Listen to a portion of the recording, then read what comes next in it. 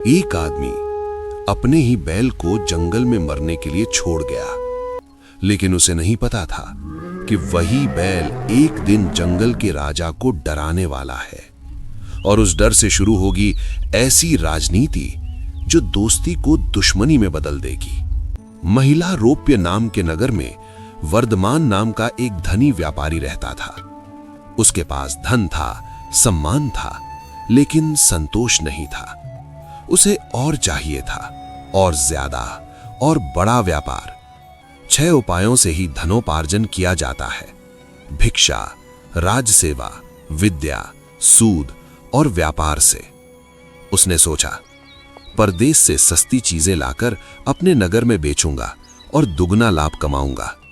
उसने रथ तैयार कराया। 2 शक्तिशाली बैल जोते गए। उनमें से एक था संजीवक, ताकतवर, शांत, वफादार, और दूसरा नंदक। यात्रा शुरू हुई। सब ठीक चल रहा था, लेकिन जब रथ यमुना नदी के किनारे पहुंचा, अचानक संजीवक का पैर दलदल में फंस गया।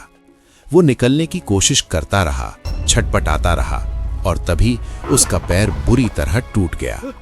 वर्धमान परेशान हो गया। 3 दिन वहीं रुका, उम्मीद करता रहा कि बैल ठीक हो जाए, लेकिन जंगल खतरनाक था। शेर, बाघ, चीते। सारथी बोला, स्वामी, एक बैल के लिए हम सब अपनी जान जोखिम में क्यों डालें? वर्धमान ने भारी मन से संजीवक को वहीं छोड़ दिया। वर्धमान ने बैल की रक्षा के लिए रखवाले लगा दिए। डर के कारण रखवाले भी 2 दिन बाद भाग गए और व्यापारी से झूठ कह दिया, स्वामी, संजीवक मर गया। लेकिन कहानी यहीं खत्म नहीं हुई। संजीवक मरा नहीं था। यमुना की ठंडी हवा, हरी दूब, शांत वातावरण धीरे धीरे हो ठीक होने लगा। दिन बीते, उसका टूटा पैर मजबूत हुआ। वो पहले से भी ज्यादा शक्तिशाली हो गया। अब वो यमुना नदी के किनारे घूमता, झाड़ियों को सींगों से उखाड़ता और जोरदार हुंकार भरता।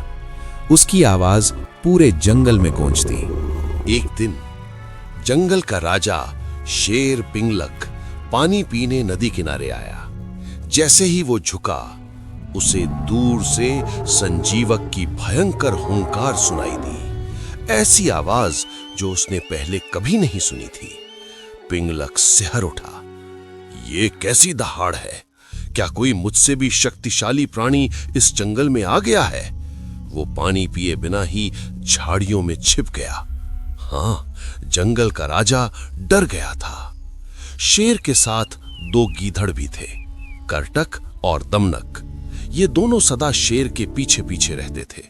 उन्होंने जब अपने स्वामी को भयभीत देखा तो आश्चर्य में डूब गए।